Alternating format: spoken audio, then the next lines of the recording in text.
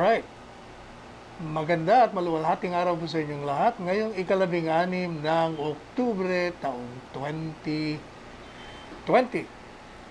Gaya po ng kinaugalian natin, papaalala po tayo, gaya ng paalala ni Presidente sa ating lahat, na tayo'y magsuot ng face mask.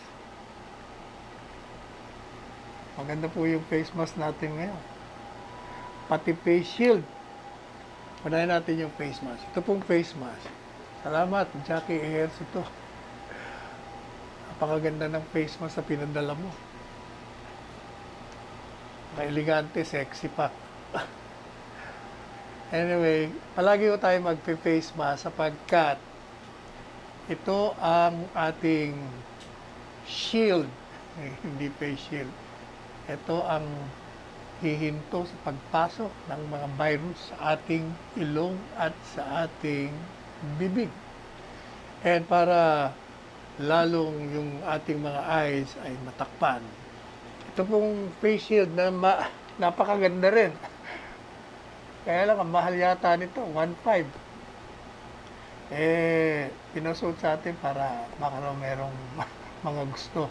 Ito po ay S730. Galing ito kay Ana. Wala ba si Ana? Nasa si Ana. Maraming salamat.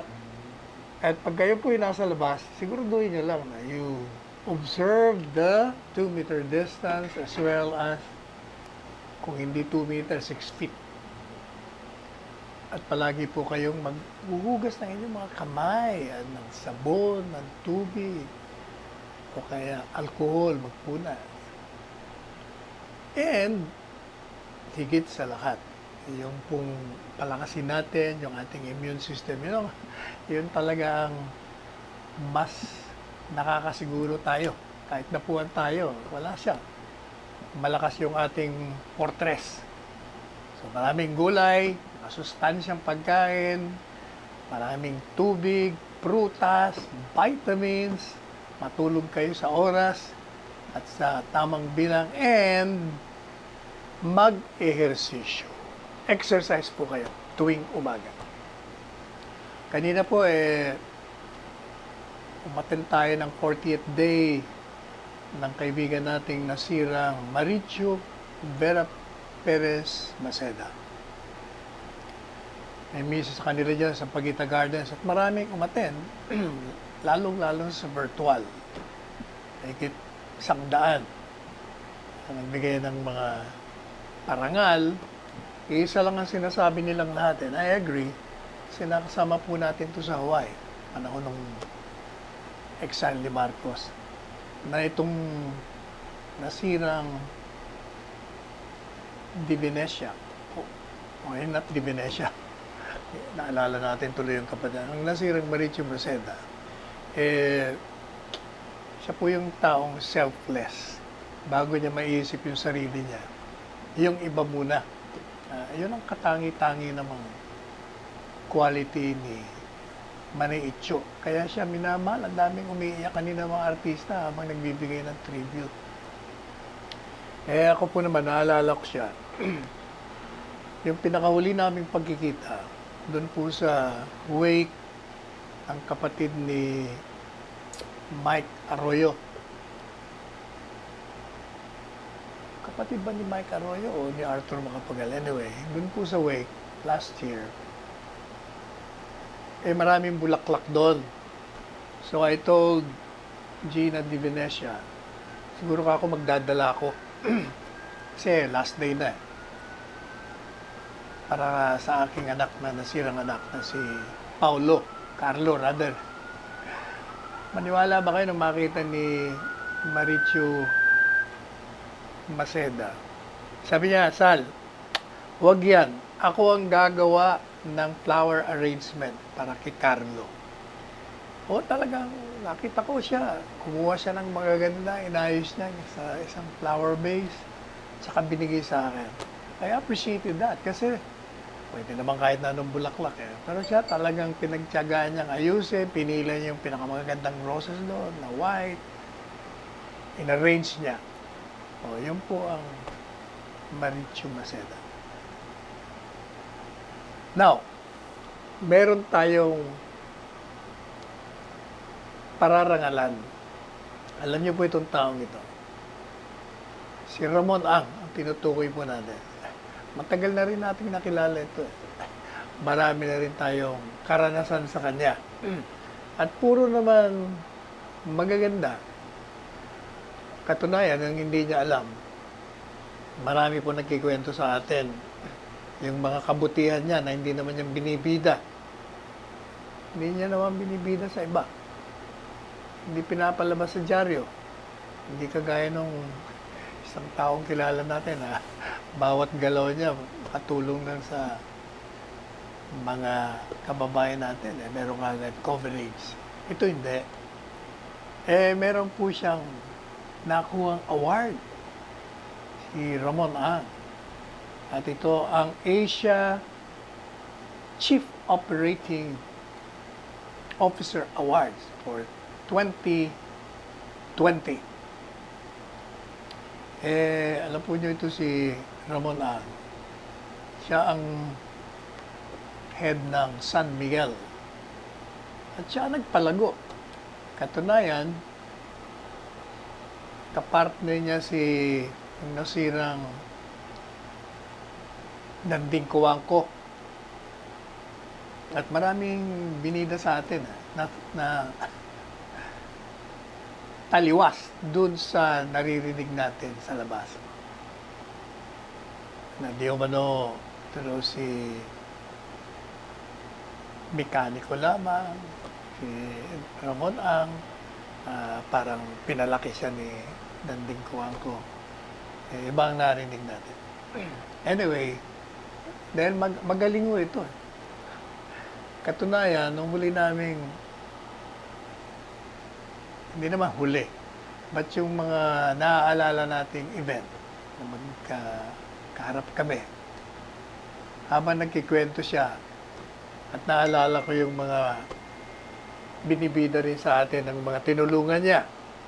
At tinitingnan ko yung history niya. Sabi ko sa kanya, aba, pag nalaman ng taong bayan niya mga pinaggagawa mo, palagay ko, sasabihin nila, dapat ikaw ang presidente ng Pilipinas. Magaling. Magaling talaga ito si Ramon Ang. O kaya kita niyo kaya, meron na naman siyang award. Hindi po ba siyang pasimuno nitong Skyway 3? Kung saan ay dudugtong na yung NLEX sa SLEX, SLEX. Abay, masyado pong, kung baga, opposite direction yan. Ano bang kabutihan ng Skyway 3? Ibig po sabihin, i-decongest natin yung EDSA. Sa halip na dumakay sa EDSA, doon na kayo. Can you imagine? Hindi mawawala na ng traffic sa EDSA. Binigyan po ng award itong si Ramon Ang ng Lifetime Contributor Award for the private sector dyan po sa Asia CEO Awards 2020. At yung pong Board of Judges, sinabi na yung liderato raw ni Ramon Ang na nagdala sa San Miguel Corporation sa tugatog ng tagumpay sa corporate world at siya pang lumalabas na pinakamalaki sa region, kitang-kita raw ang ebidensya. At ito ay naging isang model at inspirasyon doon po sa iba. Biro niyo po yung San Miguel Corporation nag-generate ng 5.9% ng country's gross domestic product. At tanungin nyo, ilan ba ang empleyado nito? 60,000 employees. At ito rin ang isa sa mga tycoons sa negosyo na nag-initiate ng mga donasyon, pagkain, PPE.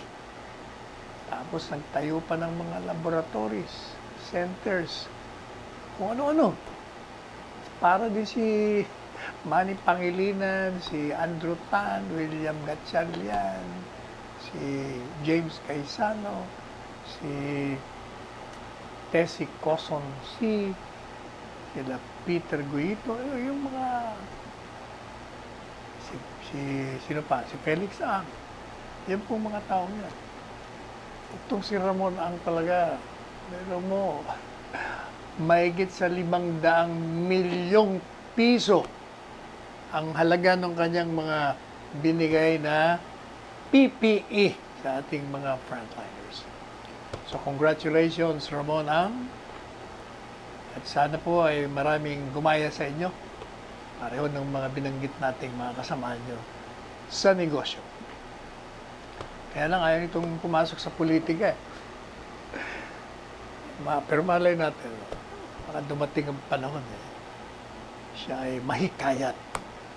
Anyway, magandang balita naman ang ibabahagi ko sa inyo. Dapagat si Secretary Carlito Galvez, binibida. At nakikita naman ang ebidensya, hindi lang yung binibida na yabang, hindi yan. Yung pong ating mga kaso, mga active cases dito sa coronavirus, dahan-dahan na bumababa ang bilang. Bakit? Sapagkat ang ating pamahalaan, talagang yung efforts nito na pasawata o isawata, ihinto yung pagkalat ng coronavirus ay nagkakaroon na ng resulta. Alam niyo po ba na out of 88,000 active cases noong August 15 na, halos 2 buwan na nakakaraan,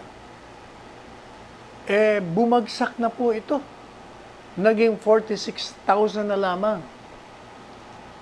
At dyan po sa Metro Manila, dito sa atin, yung pong recorded na 20,000 cases noong nakaraang buwan lamang, noong Setyembre, ito'y bumaba sa 7,830 active cases na lamang.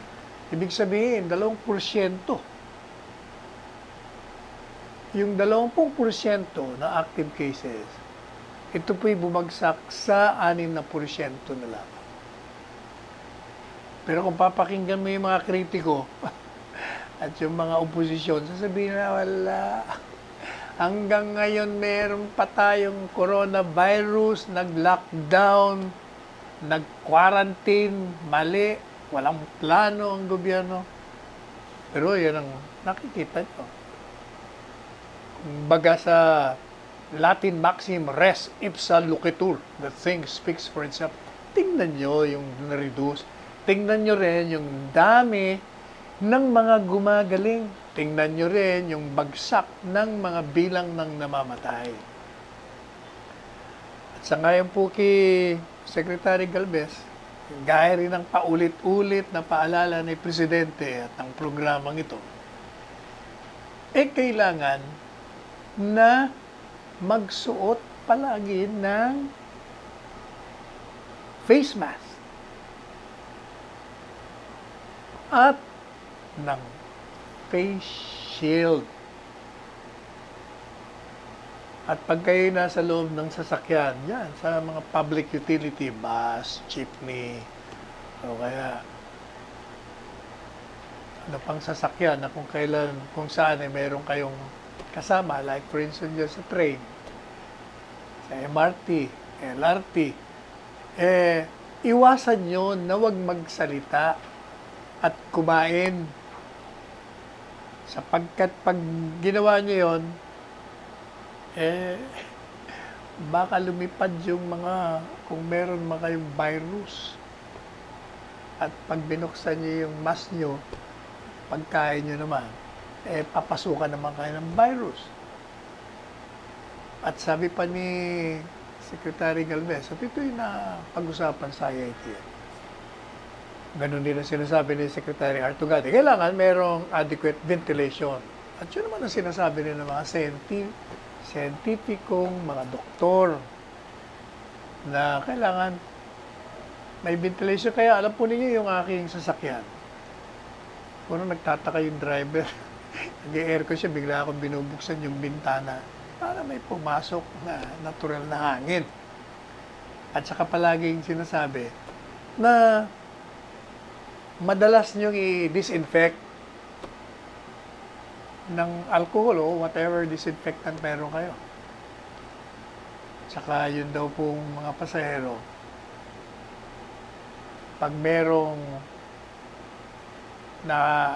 napansin ka na umuubo, bahin ng bahin, kailangan huwag nyo na munang pasakayin. Huwag nyo na munang tanggapin. Pauwi nyo, umuwi ka na muna. Huwag ka na pumunta sa trabaho mo. And, yung ganang palagi nating pinapaalala, kailangan talaga strict observance ng physical distance ng 2 metro. O kaya naman, 6 na feet. At sabi po ni Secretary Galvez, kailangan talagang ipatupad pa rin yung programa ng gobyerno na prevent, detect, isolate, treat recovery strategy. Ano ba itong strategy yun? O hindi ba, unang-una, i-prevent muna ang pagkahawa natin sa virus. Ano ba, paano mo mapiprevent? O hindi, gawin mo yung mga safety protocols. Ano pa yung pangalawa? Prevent, tapos, you locate o detect. Kailangan malaman natin kung sino yung merong mga tinamaan.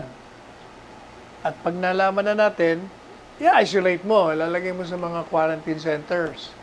And then, yung medyo malala, kailangan hospital na at treat na natin. Yun po ang programa. So, sa prevent, meron po tayong ingat buhay para sa hanap buhay. Kasama po yung pribadong sektor natin dyan. Sila Joey Concepcion, kasama rito na yung kanila naman ay ingat, angat tayong lahat. At yung detect, sa ilalim naman po ng strategyang ito, yung ating gobyerno naman, lumika ng coordinated operations to defeat epidemic team. Doon po sa mga barangay level, para ma-maintain na natin yung active case at yung paghanap ng mga merong symptoms. Surveillance natin. And then, of course, yung isolation, yun ang talaga. Ang trabaho naman ito, ihiwalay mo na yung mga symptomatic na mga mamamayan. Ilayo mo sa komunidad. Para hindi na mahawa. Hindi nag-uumpisa yan. Yung treatment naman, tayo po mayroon ng One Hospital Command Policy. At ito ay pagpapalakas ng quarantine measures at ng minimum health standards sa lahat ng establishmento at mga lugar ng pinagtatrabahuan po natin. At kaugnay po rito, ito namang DILG kay Secretary Adanio, meron na pong na-deploy na 34,057 COVID-19 contact tracers sa iba't ibang lugar. At yung 23,974 naman, kasalukuyan pong nagtitraining.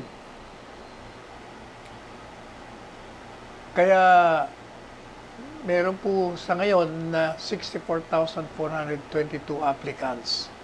At yung 41,068, sangayon kay Secretary Anyo sa kanyang report kay Presidente Duterte, qualified na yung 41,068. At meron pa hong additional na 50,000 contact tracers na inaasahan nating pumasok ngayong Oktubre. Tanong, magkano naman yung contact tracers na matatanggap nila? Sahod ba? Aba, malaki rin no, dahil 18,000 mahigit. 18,784 per month. Yun po. So, kung kayo'y walang trabaho, buti pa mag-apply na muna kayo dito bilang contract tracer. Babalikan po natin kayo makalipas lamang ang isang short break.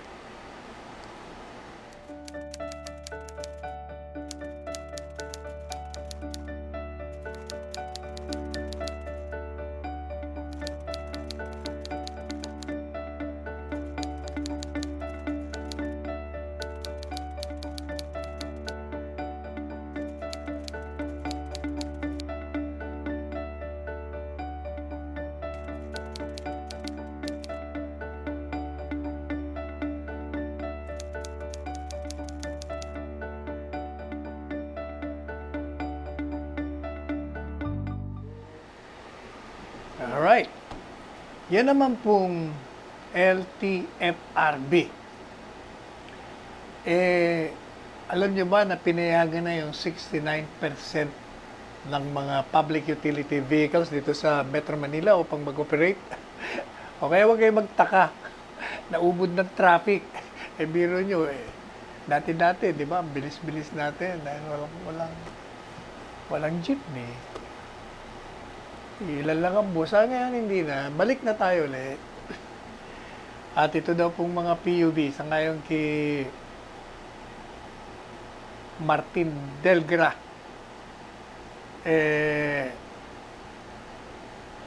Itong mga PUVs, papayagan na ito in 2 to 3 weeks time para madagdagan yung bilang.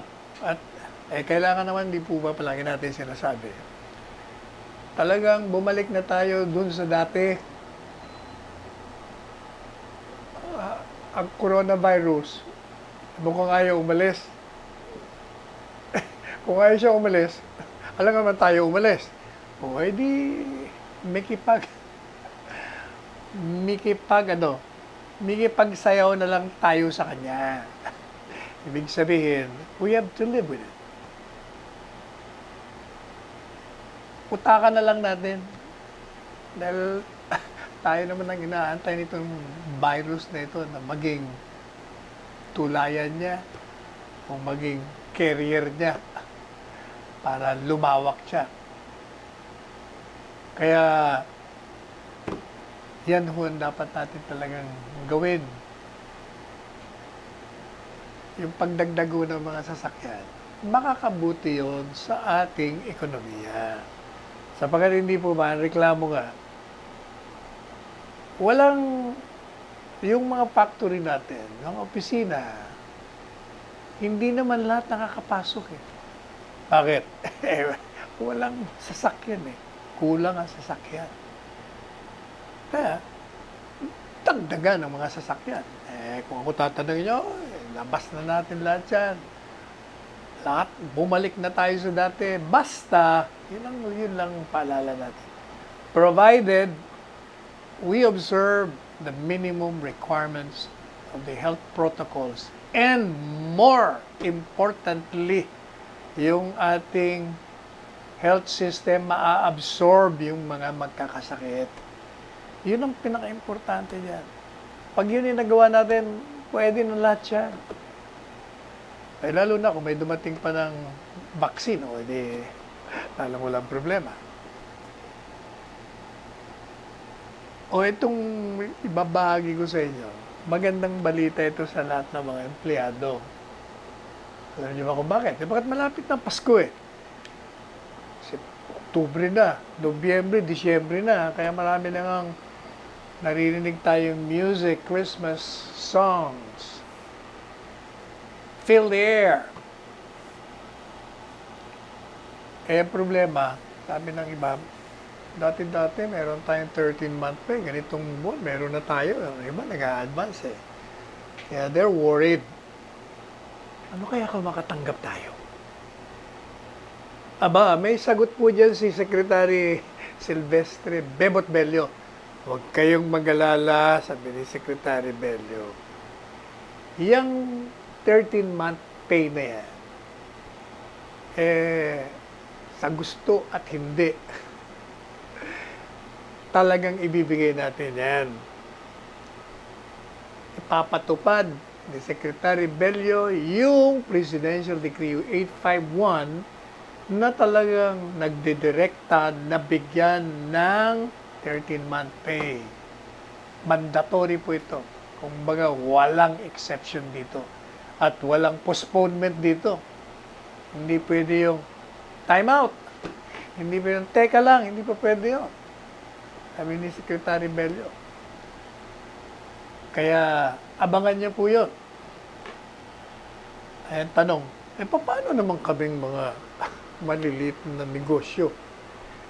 Wala na nga kaming kita, hirap na nga kami. Paano namin bibigyan yung aming mga empleyado? May sagot po dyan si Secretary Bello.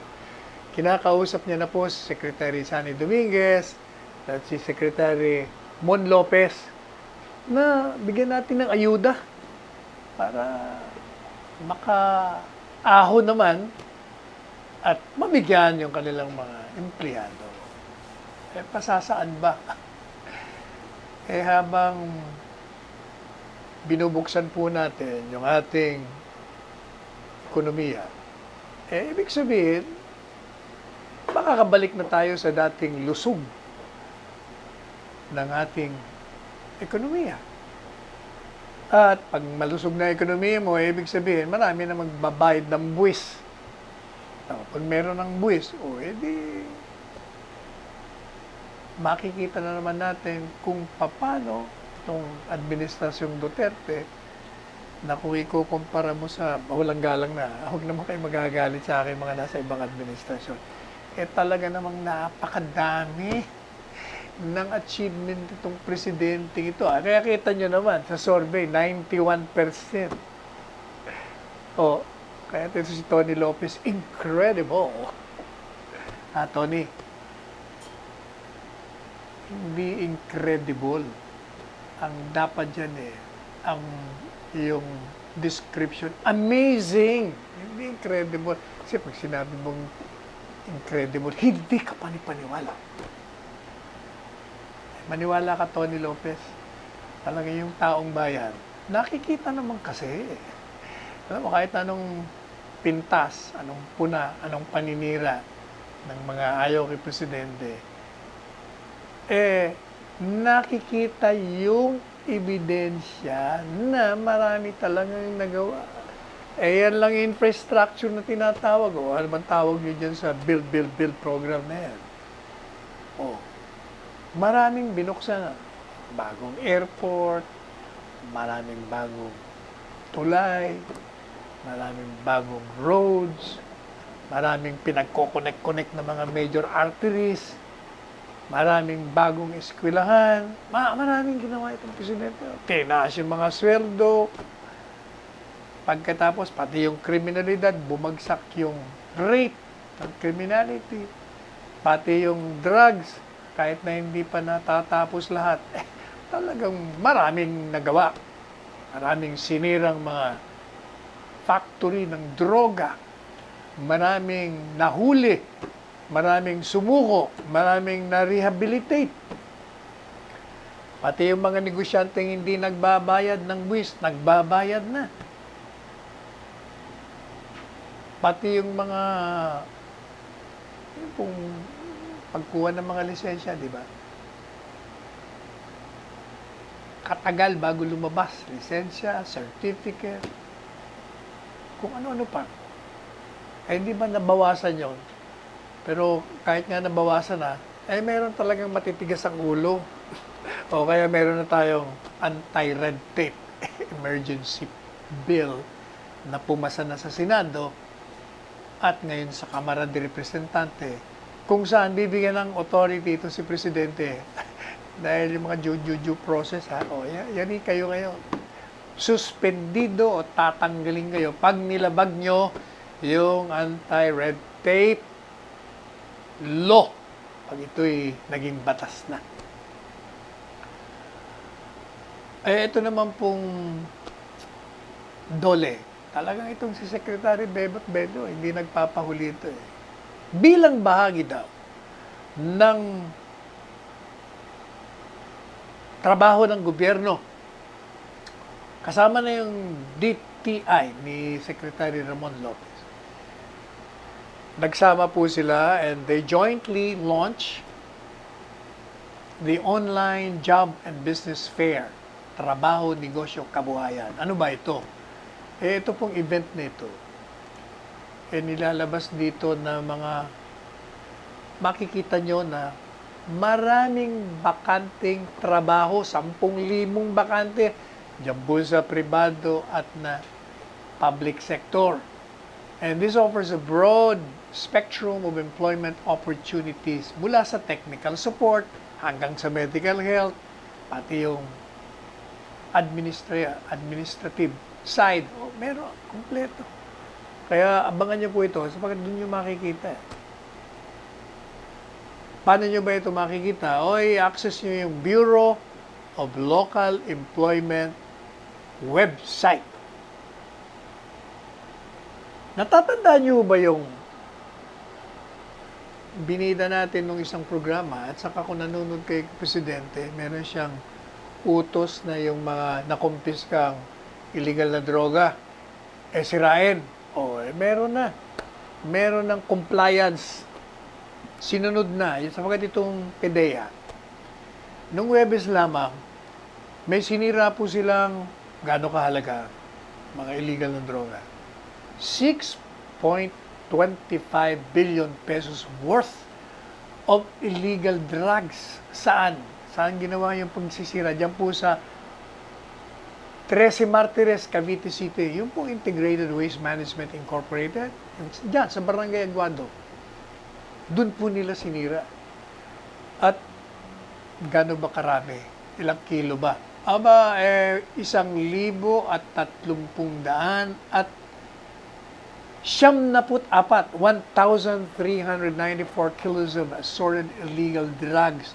Gano ba ang halaga nito? Magugulat kayo. Ito po ay nagkakahalaga ng 6 billion. 245,761,547 pesos. At ito po ay sinira paano? Sa pamamagitan ng thermal decomposition. Ito ay isang proseso where you break down the chemical compounds. Paano? Paano paraan? Sa pag-init, heat. Tutunawin mo. Kaya sa ngayon po sa PDEA, ito ay bilang pagsunod doon sa utos ni Presidente na kailangan ng madaliang pagsira ng lahat ng mga kinuhang illegal na droga para hindi ito magamit na muli. Baka ma-recycle eh. Alam niyo naman, magagaling yung mga scoundrel na mga ilang pulis natin. Kaya sa ilalim po ng Comprehensive Dangerous Drugs of 2002, yung pong mga trial courts natin, inuutusan po itong magkaroon ng ocular inspection. The moment na merong confiscation ng illegal drugs o mga paraphernalia, kailangan sa loob ng 72 hours, 72 oras, mula sa paghain mo ng kaso kriminal, kailangan may ocular inspection. At pagkatapos, pag yung natapos na yung inspection, syempre, i-inventory mo yun, i-record mo yun, para pagdating sa kaso, nandun kahit nawala na yung illegal na droga. Sisirain mo na siya ngayon after that sa loob ng 24 oras. Pero dati, yan ang sabi ng batas. Pero alam niyo naman, ang mga Pilipino napakamalikain sa paggawa ng kalokohan, ng krimen. Kaya nga si Presidente, nag-utos na, hindi, I'm giving you 1 week to destroy that. Buti hindi niya dinagdagan na, or I will destroy you. Parang yung sa House of Representatives, settle your dispute or I'll settle it for you. Ayun. Itong binibida natin sa inyong Sky 3, yung kay Ramonang. Alam nyo ba na binibida natin sa inyo kanina na madidikon dyan sa EDSA? Bakit naman? Kasi ang kanilang pag-aaral, pwede raw mga 50,000, 50,000 ang mawawala dyan. Biro mo 50,000 ang mawawala sa EDSA. O edi, maganda. Walang traffic. Maluwag. Kaya ito pong Skyway Stage 3 na magbubukas sa Disyembre, aabangan ng marami. At maliban pa dyan, earlier this year, 2 big ticket projects sa ilalim ng EDSA Decongestion Master Plan, nakumpleto rin. Ano ito? Yung po bang NLEX Harbor Link Segment 10. Halos 6 na kilometro po ito na 6-lane na dyan, elevated expressway ito. At ang ginamit nito, yung mga existing PNR railroad tracks na kumukoneksyon dun sa MacArthur Highway. At yung C3 Road sa Caloocan at Malabon. At ano pa yung isang programa? Yung NLEX Harbor Link, yung R10 exit ramp. Ito, halos 3 kilometro ng 4-lane elevated ramp naman ito na dumudugtong naman to sa Caloocan, Malabon, Valenzuela, papuntang Maynila. And iba pang proyekto dyan sa EDSA Decongestion Master Plan. Kasama na po yung BGC Ortigas Link Bridge at yung NLEX SLEX Connector. Pati na yung Pantaleon Estrella Bridge, yung Binondo Intramuros Bridge, yung Lawton Avenue, Katipunan Extension, at saka yung Laguna Lake Expressway. Pabalikan po natin kayo maya-maya lamang after a short break from our studio.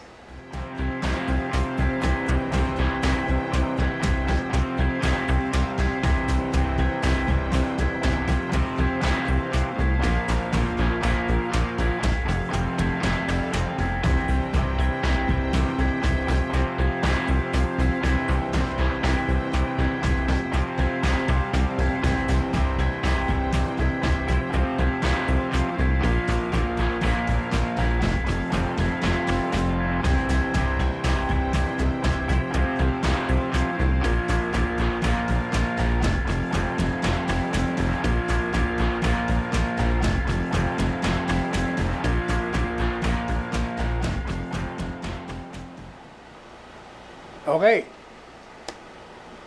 Tandaan nyo yung binibida natin sa inyo nung isang programa natin na si Presidente nagsalita, oy, dyan sa DPWH, maraming korap dyan. Yung mga contractor dyan. O, hindi ba? Biglang. Pero alam nyo, hindi ibig sabihin nun, yung head dyan, corrupt. Sabi nga, sino ba nagsabi?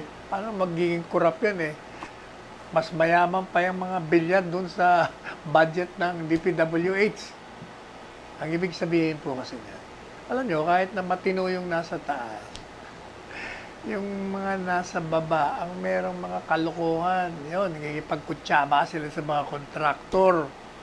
O sabi naman ni Secretary Villar, meron na po kaming ginagawa. Katunayan, sabi niya blacklist na nga namin 30 kontratista. At ito isa sa pinakamataas na bilang ng bina-blacklist sapagkat tinutugunan natin ang hamon, sabi niya, ni Presidente Duterte at hindi po tayo hihinto, sabi ni Secretary Mark Villar, ang ipagpatuloy ang paglaban sa pagsawata, paghinto, pagpigil ng katiwalian o korupsyon. Pero, gaya ng sinabi natin, hindi po patungkol niyang kay Secretary Villar sapagkat si Presidente ay nagtitiwala pa rin sa kanya. Gaya ng pagtitiwala niya rin kay Secretary Duque. Ganun po si Presidente. Talaga naman, alam niyo si Secretary Villar, in fairness to him, isa rin siya sa mga cabinet officials na pag tinawagan mo, sagot kagad. O pag hindi makasagot, return call. Pag tinext mo, meron kagad siyang sagot din. Pag meron kang nirefer na dapat aksyonan niya, ina-aksyonan kagad. Yan ang, alam niyo, pag kayo opisyal, dapat ganyan talaga ang attitude. Alam niyo ba na, pinag-uusapan na rin lang Pag gusto niyong malaman ng isang tao na halimbawa, na iluklok sa kapangyarihan, pampolitika, kaibigan nyo, kapitbahay nyo, palagi nyong kabatian, kausap-usap, pagkatapos suddenly, biglang, he's now in the zenith of political power. Paano nyo malalaman kung nagbago yan o hindi? Simple lang po yan. Kung dati nag-uusap kayo sa telepono, di alam nyo telepono, subukan yung tawagan o kaya i-text. Pag hindi po yan nag-respond o tinanggap ang tawag nyo o nag-return ng call, ibig sabihin yan, pumasok na sa ulo niya yung kapangyarihan. Mayabang na. Hindi na nakakakilala. Nakalimot na. Yung iba naman, it takes time, which we understand. Sapagkat, kung gaya po, for instance, bibigyan kayo ng halimbawa, gaya ni Senador Bongo. Alam niyo ba Senador Bongo? Nung siya ay nasa Malacanang pa, at lalo na siguro ngayon. Yung kanyang telepono, marami siyang telepono Ay, may 1,000 isang araw Paano niya naman sasagutin lahat? Kaya, ginawa niya, binigay niya na doon sa ibang staff niya, nakasagutin niyo kaagad yan, yun maiintindihan natin yan. Pero yung, kung halimbawa, malapit kayo dati, kaibigan kayo, close kayo, pagkatapos wala na, hindi na nakaka-return ng call, na hindi sinasagot ang text. Di ba? Ibig sabihin, yan ang mga uri ng mga opisyales na talagang hindi karapat-dapat maupo. Anyway, puntahan po natin yung problema na naman sa budget. Sapagkat itong si Ping Lacson, may natuklasan. Yun daw po kasi sinumitin ng DPWH, mangled. Hindi na raw makilala. Dahil daw, kung ikukumpara mo doon sa National Expenditure Program, mukhang parang ito'y dinesign na as if walang pandemya. Sapagkat binigyan na raw ng priority yung mga local projects over and above yung mga national projects. Sabi ni Ping, parang walang nangyaring COVID at parang wala na tayong pinuntahan para recovery o mag-rebound ng ating ekonomiya. Kasi ganun pa rin napunta sa mga choice projects ng ilang mambabatas. O ito yung naging problema dyan sa House Hindi ba yan ang naging reklamo?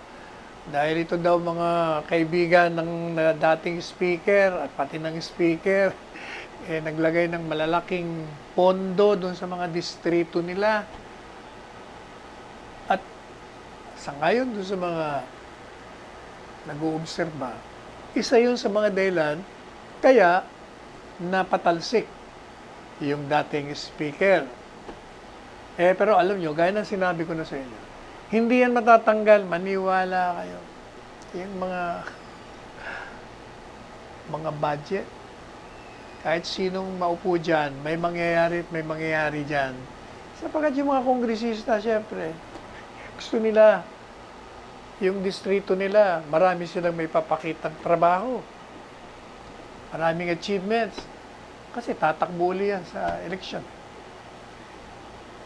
Pero ang aking panukala po dyan, kailangan meron talaga isang hiwalay, independent na ahensya ng gobyerno. Na ang trabaho lang, umikot sa buong Pilipinas at tingnan yung pangangailangan ng bawat distrito. Tingnan yung talagang kailangan at yun ang bibigyan ng budget. Kung baga, tatanggalin mo sa politiko yung desisyon. So kahit na sinong speaker, wala na siyang problema. Hindi na siya kailangan ipaglaro para manatili sa kapangyarihan. Hindi na siya kailangang makipaglaro upang hindi sumama ang loob sa kanya ng mga kasama niya sa Kongreso. O yun po dapat gawin natin. Dahil itong Commission on Audit, di mo naman ito maibibigay sa kanya. Dami na ng trabaho nito. Ino-audit na nga lahat ng mga ginagawa ng ahensya. Kailangan ito naman, ibang klase. Titingnan yung mga needs, mga pangangailangan ng bawat distrito. Ito, kailangan ito ng tulay. Kailangan ito ng ayusin ng National Road. Kailangan ito ng Skyway. O, di ba? Hindi malalaman. Kaya tatapon mo ngayon sa national, dito naman sa budget and management. O silang gagawa. Yun ang para sa atin. Yun ang solusyon. O itong si Peter Wallace nga pala. Ito, dayuhan to, pero ito, pagmamahal to sa bayan, maganda. Hindi po ba, sino ba nagsabi na yung build program failure? Kung hindi ako nagkakamali, yung brad natin si Frank Drilon. Failure daw. Talaga na to si Frankie Boy, oh. Kabats natin to, eh. Kabats natin si Sigmaro. Pero malayo naman ang aming pagitan. Kasi ako pumasok sa Sigmaro. Freshman pa lang ako. Siya, graduating na. Fourth year. Pero kasabay kaming na-initiate. Sabi niya, wala failure yung BBB ni Presidente Duterte. Alam niyo sabi ni Peter Wallace, buti pa ito, dayuhan to. Hindi ako sumasang-ayon dyan sa isang artikulong nabasa ko na BBB, bigo. Bakit? Sabi niya, tingnan niyo yung record. Sapagkat yung actual average annual spending, more than double dun sa nakarang administrasyon ni Aquino. At saka, close to 4 times more, biro niya, than that was spent sa ilalim ng dating Presidente Arroyo. The contribution sa ngayon kay Peter Wallace sa GDP has gone from 1.6% in 2001 to 2010 at 3% sa 2011-2016. Saan? 6% dito sa administrasyon. 2017 to 2019. O meron yung naman. Tapos sasabihin mo, bigo. Sabi ni Peter Wallace, hindi ko alam kung sinong gumawa ng artikulong yun.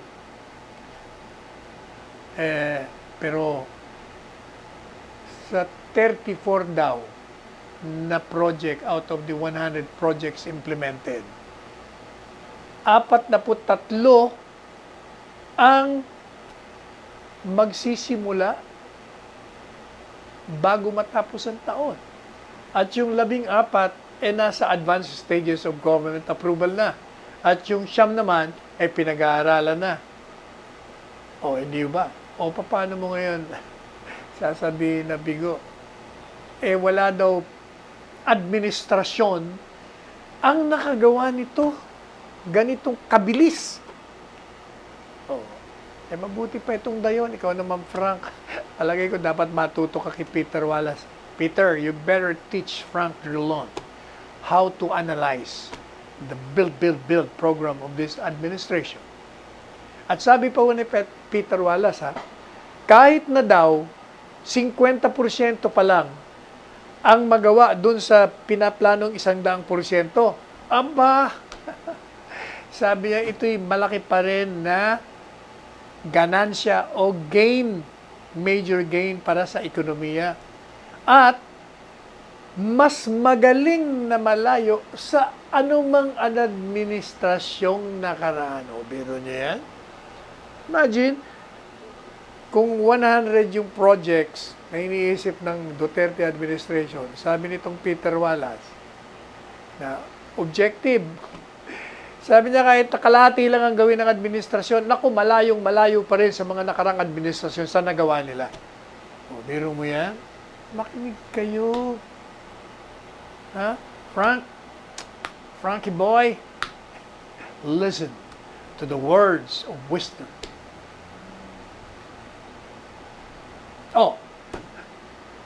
Ano ba ito? Hindi pa ba tapos ito? Gagalit ka na naman sa akin ito. Alan Peter Cayetano. Kaibigan natin to eh. Pero alam nyo, yung mga magkakaibigan, dapat huwag niyong ipaririwara yung mga kaibigan nyo. Hindi naman nagkulang ako ng payo kung hindi sa kanya direkta, yung kanyang mga nakapaligid sa kanya. Talagang kinausap ko, wala, hindi nakinig eh. Anyway, merong bagong pahayag si Congressman Alan Peter Cayetano nung Miyerkules. At tinatawagan niya ang nahalal na Speaker Lord Alan Velasco na tuparin mo yung salita. Ibig sabihin yung word of honor kasi hindi po ba yun ang naging kung baga yun ang kaban ng palay na nailagay sa balikat ni Alan Peter. At yun ang kanyang dinala, yung word of honor. Doon siya bumagsak kasi hindi niya tinupad. Binalikan siya ni Alan Peter, hoy, Speaker Lord, i-honor mo din niya. Mahilig ka rin lang sa word of honor. Huwag mong palitan yung mga nakaposisyon dyan sa aking panahon. Sapagkat may usapan na tayo dyan. Sabi mo sa akin, sabi niya, palabra de honor. Hindi, palabra de honor din sa side mo. Dahil malinaw na sinabi, ito naman ang basis niya, malinaw na sinabi ng ating Pangulo na he doesn't want disruption sa walang palitan ng kahit sinong chairmanship at leadership sa Congress. In other words, sinasabi ni Alan Peter, sabi ni Presidente, walang disruption. Pag yan pinalitan mo yung mga committee chairman, deputy speaker, di may disruption dyan. Di mo sinusunod si Presidente. Mawalang galang na sa'yo, Alan Peter, mali na naman ang logic mo doon. Paano naman magkakaroon ng disruption kung papalitan mo yung committee chairman? Magkakaroon ng disruption kung wala kang committee chairman at wala kang committee. Hindi po ba? Papalitan mo lang. Hindi, meron ka pa rin chairman ng magiging giya, meron ka rin committee na tatrabaho ng trabaho niya. Sabi, tuloy ang trabaho. There will be no disruption. Ang disruption lang na tinatawag, kung nag-aaway kayo, hindi nyo pa alam kung sino ang speaker ninyo at sige ang inyong maniobra sa magkabilang panig. Kaya nga, hindi ba kaya nga nagalit si Presidente? Kaya nga sabi niya, ayusin nyo muna yan at naapektuhan yung budget. Kaya nung naayos yung speakership, edi tuloy-tuloy na yung pag-deliberate ninyo at yung pag-aaral nyo para mapasa nyo na.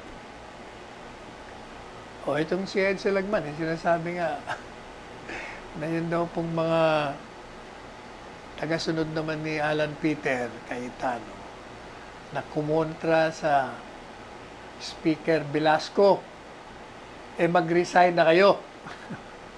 At hayaan nyo si Velasco na ipatupad ang revamp sa Chamber's leadership. Sa tingin natin, yung mga nandun sa posisyon ngayon, if you think naman na bibigyan nyo ng free hand yung bagong speaker, tama rin yun. Na magbitiw kayo. Kung kung ayaw kayong tanggalin, di mabuti. Kung tatanggalin naman kayo, unawain nyo na talagang ganyan talaga. Sabi nga ni Trump, there will be political consequences when you win an election. Di ba? Ganun talaga yan. Pero kaganda naman dito kay Lord, hindi naman to bengatibo. Kasi kung ikukumpara mo naman, tandaan nyo si Mikey Romero, naging casualty, nakita lang nakasama dun sa Malacanang, tinanggal kagad. Yung si Leachon, di ba tinanggal din yun nung isang taon pa. Yun, pinagbabalik niya. Maraming tinanggal. Pero alam nyo, okay na yan. Hayaan nyo na ito si Speaker Lord ang steer the ship of Congress. Since, nga sabi ka natin, since St. Peter, in quotes, has already yielded to the house of Lord, di hayaan po na natin. Speaker Alan Cayetano had demonstrated his leadership. At marami naman siya. Ito naman in fairness to him. Lahat naman ng mga importanteng mehoras o panukalang batas na nilunsad ni Presidente, na pasa naman sa kanyang liderato. O kaya yun, hindi niyo mo matatanggal naman sa kanya. So, kaya naman natin itong Speaker Lord. Tingnan naman natin ang kanyang kagalingan. Hayaan natin siya. Ngayon, hindi mo pwede kumpara dahil di pa naman siya naupong speaker. Ngayon pa lang nag-uumpisa pag naupo na, after a year, makikita na natin kung pareho sila naging magaling sa pag-lead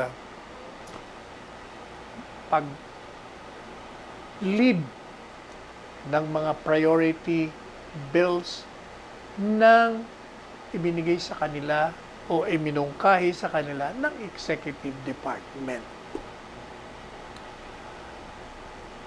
Teka muna, ano ba itong nakita natin na after losing the speakership, Taguig Representative Alan Peter Cayetano has also been replaced as caretaker of 1st District of Camarines Sur.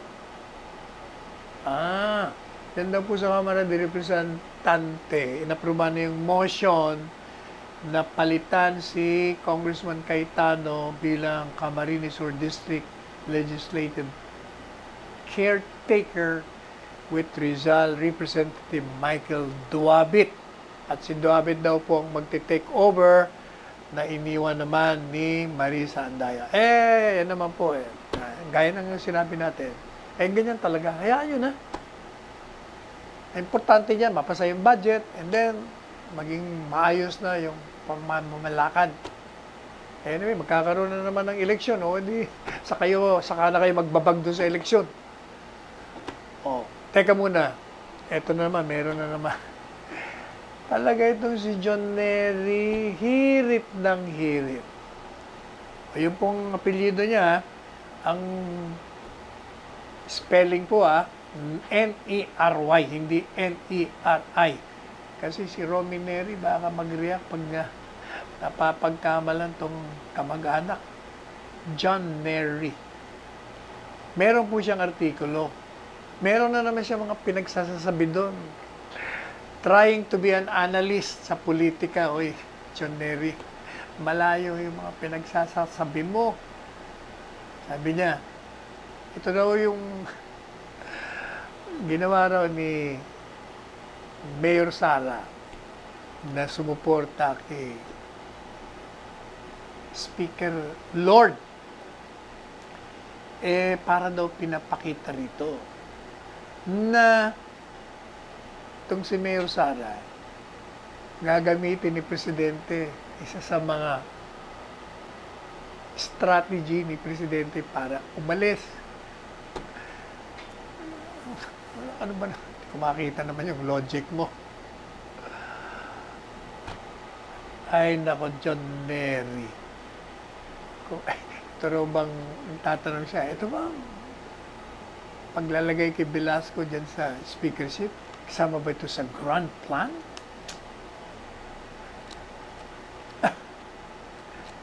Ay, nako. Kung baga, alam po ninyo itong si John Nery, every time he writes an article, palagi itong bira, banat kay Presidente Duterte. Ngayon, pati yung anak, sinasama na. Malabo, malayo ang tingin, wala namang tinatanaw itong si John Nery. Alam mo, John Nery, lalo na siguro, kung matuloy yung Duterte tandem, nako, patay kang bata ka. Ano na kaya sasabihin ni John Nery doon? Ayaw na ayaw niya pa naman kay Presidente Duterte, ayaw niya rin kay Mayor Sara, ay paano na ngayon kung sila ngayon ang napusuan ng taong bayan na manguna sa halalan sa 2022. At syempre, pag yun tumakbo, nako. At tapos na boxing. Game over sa tingin. Oh. I just wonder how John Mary will react to this. Kaya kung ikaw, John Mary, mag-aral ka pa at pumunta ka lang dun sa lugar na you are an expert. Kung ano yung pinag-aralan mo, huwag ka nang pumasok dun sa politika at saka huwag ka nang magbigay ng mga disinformation. O, naalala ko tuloy. Diyan daw po sa Philippine Star. Nagpadala sa atin May lumabas daw sa Facebook ng Philippine Star. Talaga itong Philippine Star. Akala ko inquirer lang ang mahilig sa disinformation. Pati ikaw ba nahawa ka na rin, Philippine Star? Kasi, nilagay po yung mga mukha namin doon Presidente, tapos si Harry, Roque, tsaka mukha ko. Palagay doon, government officials daw, top government officials ang nangunguna sa disinformation. Biro nyo yun. Pero pag binasa mo naman yung article, yung tinutukoy niya, wala naman yung mga pangalan namin. Basta nilagay lang mga mukha namin doon.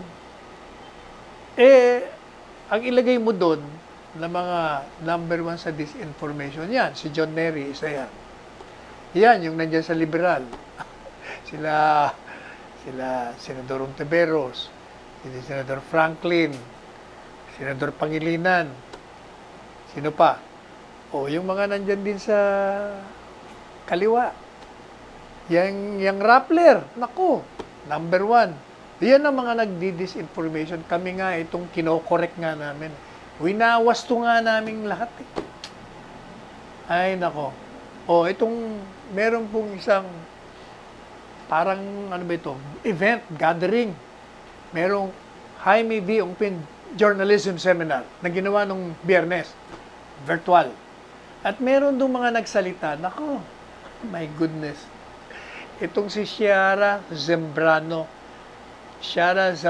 Alam mo, Ciara, kung nakikinig ka, isa ka sa mga dahilan kung bakit nasira yung ABS-CBN dahil masyado kang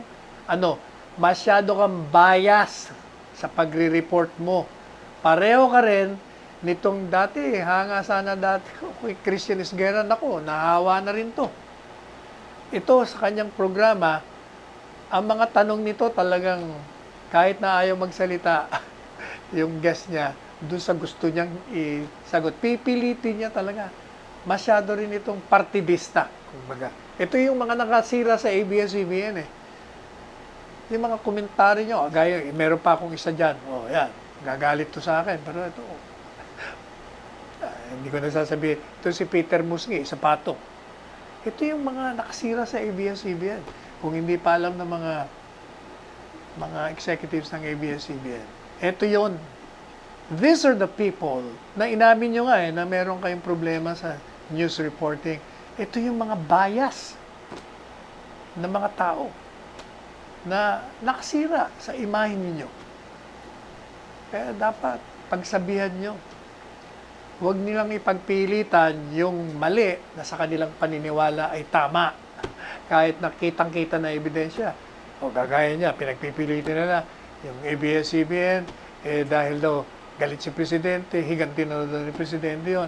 Ito daw si Rappler. Sino na ba si Rappler? Nakalimutan ko na nga pangalan niya dahil dinimanda raw. Pero si Dilima, yan ang mga linya nyo Kaya, ayan, hindi na kayo umangat. Ay, nako, naabot na naman tayo ng oras tuloy. Well, so we will again remind our viewers to please, as what the President keeps on saying, let us observe the minimum requirements of health protocols. Wear your face mask. Ang ganda talaga nitong face mask, Jackie. Ang sexy. Tapos, magsuot po kayo ng face shield. S730. Ito bigay ito ni Ana. Bigay ba o babayaran natin to? Ang mahal yata nito ah. Anyway, pag kayo po'y nasa labas, observe safe distance, 2 meters or 6 feet, and keep on washing your hands with water and soap for 20 seconds. At huwag niyong kalimutan talaga, maniwala kayo sa akin, malakas na puwersa ang pagmalusog ang inyong katawan laban sa coronavirus. So, eat delicious food. At saka, yung masustansya, vegetables, prutas. Pagkatapos, uminom ka ng maraming tubig. Saka seafood. At matulog kayo ng tamang oras and mag-exercise.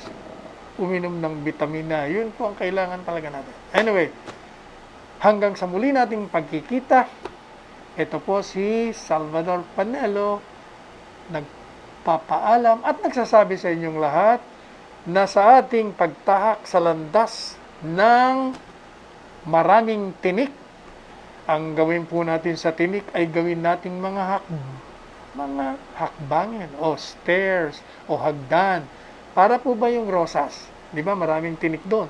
Eh gawin nating hagdan yun papunta doon sa kaluwalhatian, sa mga petals.